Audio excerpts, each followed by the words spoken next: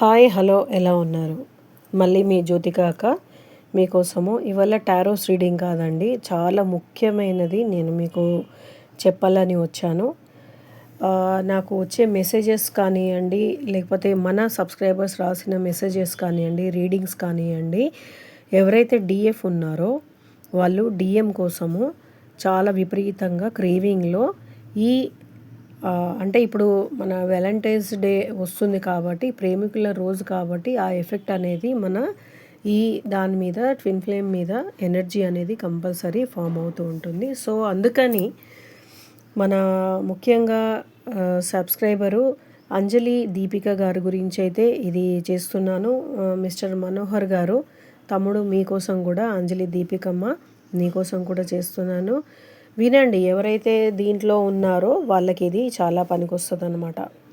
Okay, ఇప్పుడు ప్రశాంతంగా వినండి. ఇవాళ నేను టారోస్ రీడింగ్ ఈవినింగే పెడతాను, ఎందుకంటే ఇది మీకు దీని తర్వాత కూడా డిఎం ఎనర్జీ డిఎఫ్ ఎనర్జీ అనేది కూడా షార్ట్స్లలో పెట్టడం అవుతూ ఉంటుంది. ఓకేనా?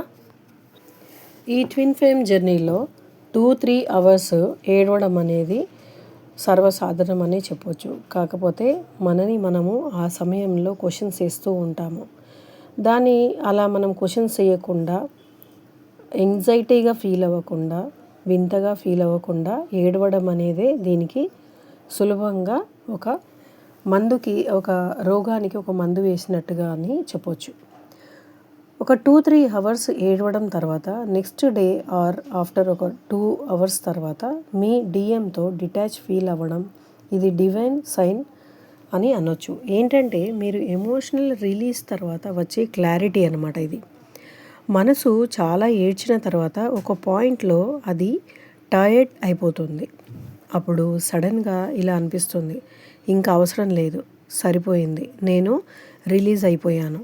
ఇది 3 కారణాల వల్ల రావచ్చు. ఒకటి, ఎమోషనల్ బర్న్అవుట్. చాలా రోజులుగా హోల్డ్ చేసిన భావాలు ఒక్కసారిగా బయటికి వచ్చాయి.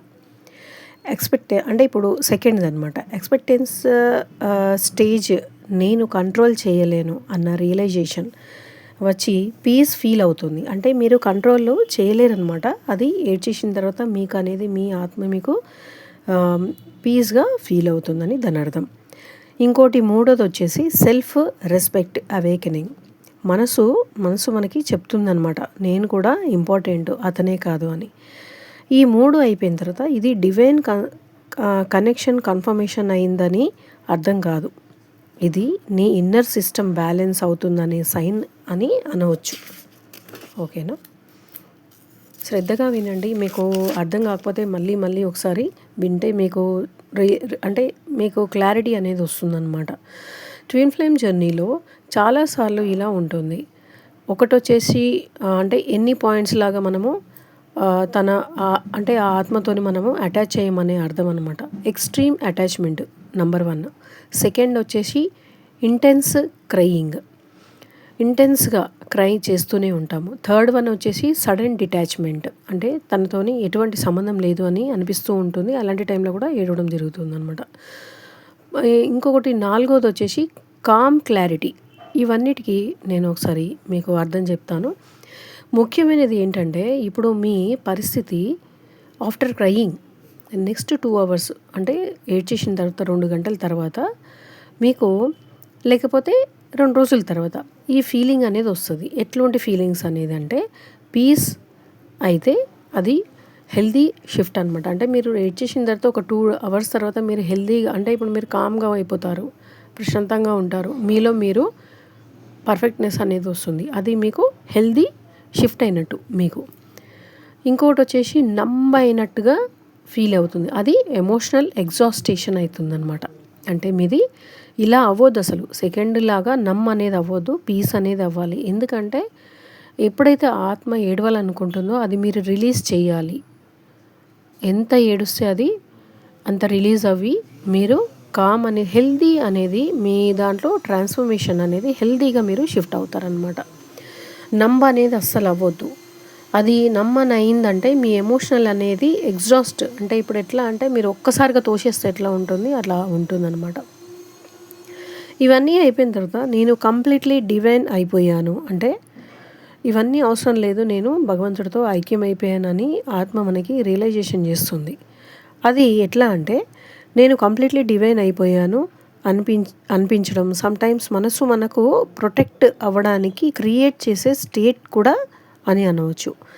నెక్స్ట్ 2 days తర్వాత మీరు స్లోగా మిమ్మల్ని మీరు అబ్జర్వ్ చేయండి.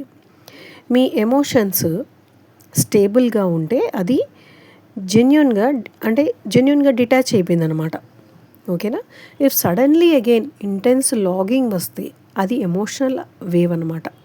అంటే మీరు ఒక్కసారి సడన్గా తన గురించి గుర్తు రావడం కానివ్వండి, మీరు ఎమోషనల్గా ఫీల్ అవ్వడం అంటే అది జస్ట్ అప్పటికి ఎమోషనల్గా మీరు ఫీల్ అవుతున్నారు. ఒక సెకండ్లలో మళ్ళీ 1 minute 2 minutes లేకపోతే 5 minutes వరకు ఉంటుంది, తర్వాత కామ్గా అయిపోతుంది.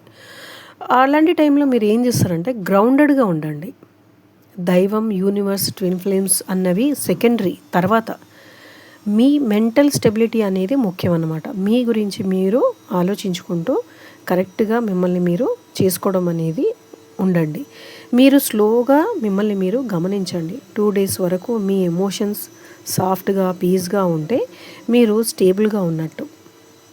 మీరు చాలాసార్లు ఎక్కువ ఏడ్చినట్టు అనిపిస్తుంది అని అనుకుంటే నేను సంఖ్యల నుంచి విడిపోయానని అలా అనిపిస్తే కనుక, అంటే ఇప్పుడు మీకు చాలాసార్లు మనం చాలా ఏడ్చేసిన తర్వాత మన ఆత్మ మనకు అనిపిస్తుంది అనమాట. అంటే ఒక నెక్స్ట్ 2 daysలో నేను అన్ని సంఖ్యల నుంచి విడిపోయాను, ఐఎమ్ రిలాక్స్డ్, నేను ఇప్పుడు ఆకాశంలో ప్రశాంతంగా ఎగిరే ఒక పక్షిని అని అనిపిస్తుంది. అలాంటప్పుడు ఏమవుతుందంటే మీరు సంఖ్యల నుంచి విడిపోయాను, మీరు అటాచ్మెంట్ నుంచి, పెయిన్ నుంచి రిలీజ్ అవుతున్నట్టు. అంటే ఏదైతే మీకు ఇన్ని రోజులు మిమ్మల్ని సతాయించిందో అటాచ్మెంటు, పెయిన్ ఏదైతే ఉందో దాని నుంచి మీరు రిలీజ్ అయినట్టుగా మీకు అనిపిస్తుంది అనమాట. అంటే ఇదంతా ఒక డివైన్, భగవంతుడు మనకు ఆల్రెడీ మనం ఈ జర్నీలోకి వచ్చినప్పుడు చేసిన ప్లాన్ అనమాట ఇదంతా.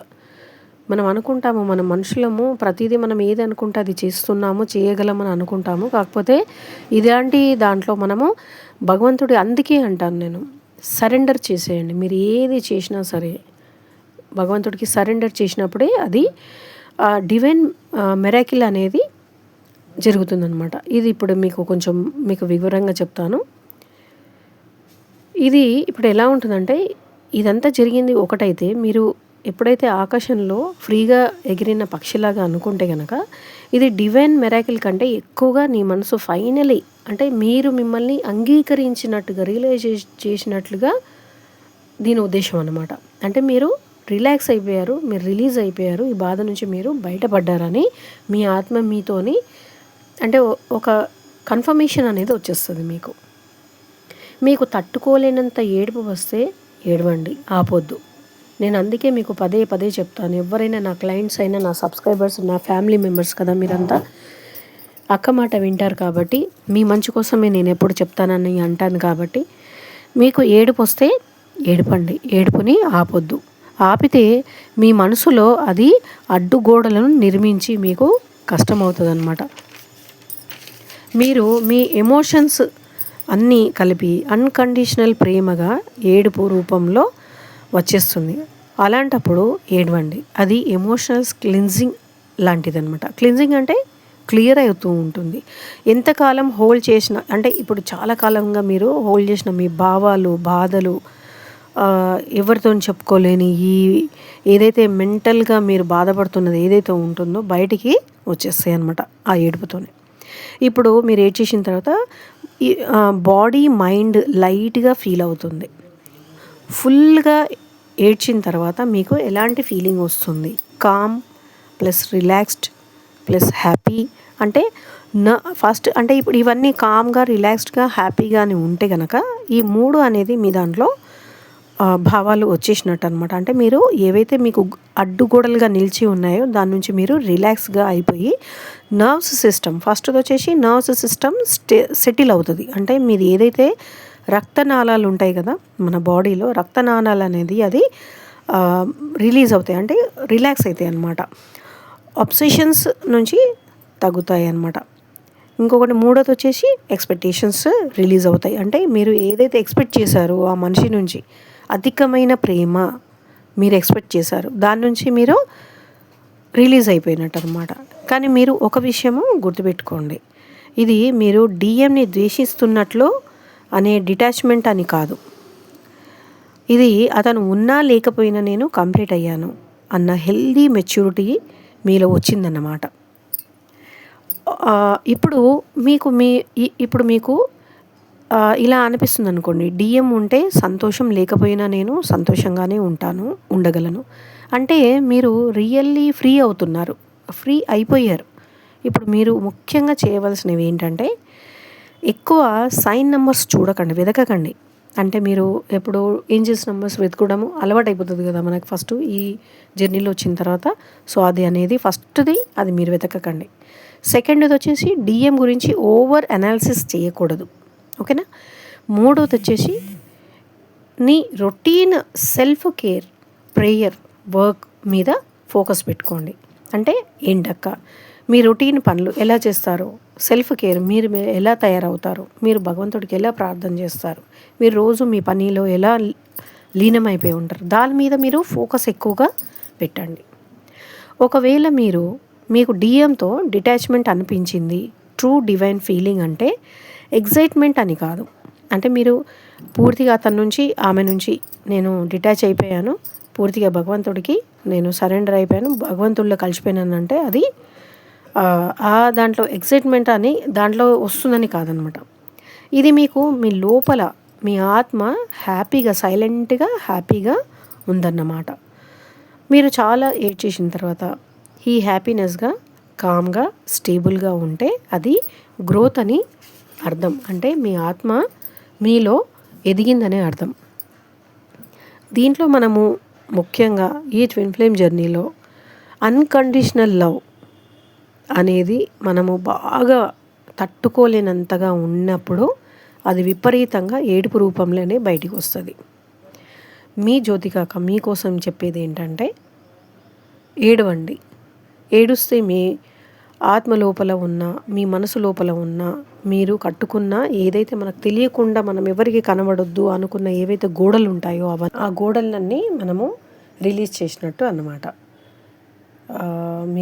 మీకు ఈ కాన్సెప్ట్ అనేది బాగా నచ్చింది అనుకుంటాను. దయచేసి అందరికీ ఇది పనికొస్తుంది. ఎవరైతే ట్విన్ ఫ్లేమ్ జర్నీలో ఉన్నారో మన సబ్స్క్రైబర్స్, మన కుటుంబ సభ్యులందరికీ ఇది పనికొస్తుంది. అందుకని మీరు కరెక్ట్గా ఈ ట్విన్ ఫ్లేమ్ జర్నీలో మిమ్మల్ని మీరు స్టేబుల్గా ఉంచాలని జ్యోతికాక కోరుకుంటుంది. సర్వే జన సుఖినో భవంతు. అందరూ బాగుండాలి, అందులో మీ జ్యోతికాక ఉండాలి. హ్యాపీ జర్నీ అని చెప్పలేము, ఎందుకంటే ఇది ఎప్పుడో మనకి క్లియర్ చేసుకునే జర్నీ కాబట్టి మీకు మీ డిఎంకి యూనియన్ అవ్వాలని మనస్ఫూర్తిగా కోరుకుంటున్నాను. సర్వే జన సుఖినో భవంతు. ఓం నమః శివాయ.